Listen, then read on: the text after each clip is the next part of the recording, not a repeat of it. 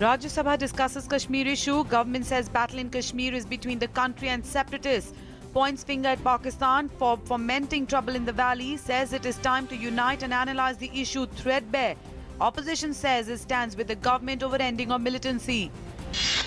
Speaking to the media in the parliament, Prime Minister Narendra Modi said all parties should work together to see to it that constructive discussions take place in the monsoon session.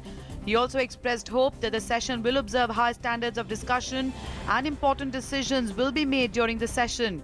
Prime Minister Narendra Modi later introduced his ministers in the Lok Sabha.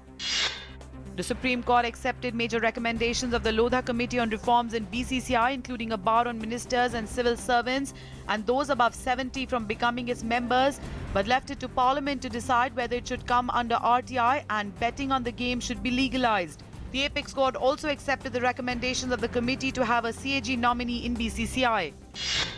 Cricketer turned BJP leader Navjot Singh Sidhu resigned from the Rajya Sabha ahead of next year's Punjab elections. Sidhu, a three-time Lok Sabha MP from Amritsar, was elected to the upper house in April. Meanwhile, Sidhu's resignation has been accepted by the Rajya Sabha chairman. Heavy downpour is disrupting normal life in several parts of the country for the last couple of days. In Uttarakhand, incessant rainfall is being witnessed for the last 4 days, resulting in disruption of communication on link roads. Himachal Pradesh, Uttar Pradesh, Rajasthan and Assam also receive heavy rains, causing flood-like situations at many places.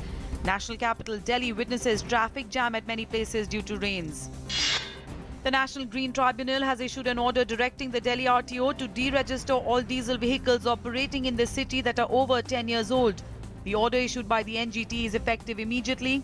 The tribunal also ordered the RTO to provide a list of all deregistered vehicles to the Delhi Traffic Police. The NGT had taken Delhi government to task for its failure to implement its order banning such vehicles from plying on the roads. Reserve Bank of India Governor Raghuram Rajan said the government and the central bank are focusing on new products to strengthen the financial inclusion program in India, which will help in lowering the burden of interest on the common man. While addressing a seminar in Hyderabad, Rajan said post offices and kiosks of mobile companies will be enabled to provide normal banking services.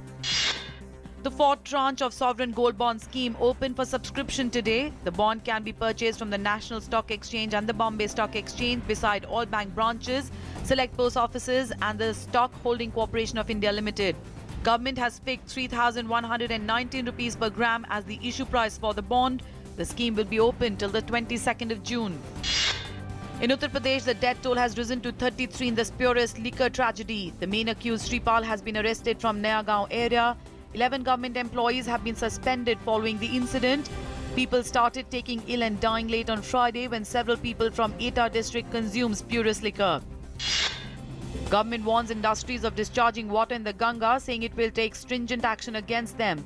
Replying to supplementaries in the Rajya Sabha, Water Resources Minister Bharati said as many as 764 units are carrying out industrial activities in the vicinity of the river and they have been asked to adopt zero liquid discharge norms. China said it is closing off a part of the South China Sea for military exercises this week, days after an international tribunal ruled against Beijing's claim to ownership of virtually the entire strategic waterway.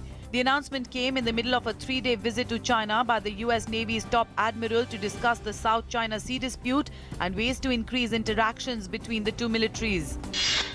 Republican National Convention begins today in Cleveland to choose party's nominee for President and Vice President of the United States. Tight security is in place for the 4-day convention to be attended by thousands of delegates. Turkey widened a crackdown on suspected supporters of a failed military coup on Sunday, taking the number of people rounded up in the armed forces and judiciary to 6,000, and the government said it was in control of the country and economy. Erdogan supporters gathered in front of his Istanbul home to call for the plotters to face the death penalty, which Turkey outlawed in 2004 as part of its efforts to join the European Union. Deepika Pallikal Karthik dethroned defending champion Joshna Chinnappa to regain the women's title in the 73rd Senior National Squash Championship in Mumbai.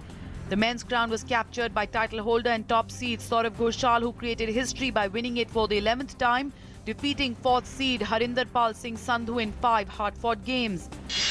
UNESCO has listed Chandigarh's capital complex and Sikkim's national park home to the world's third highest peak, Mount Kanchenjunga, among its World Heritage Sites. Earlier, the ruins of Nalanda University in Bihar made it to the elite tag at the 40th session of the World Heritage Committee meeting in Istanbul.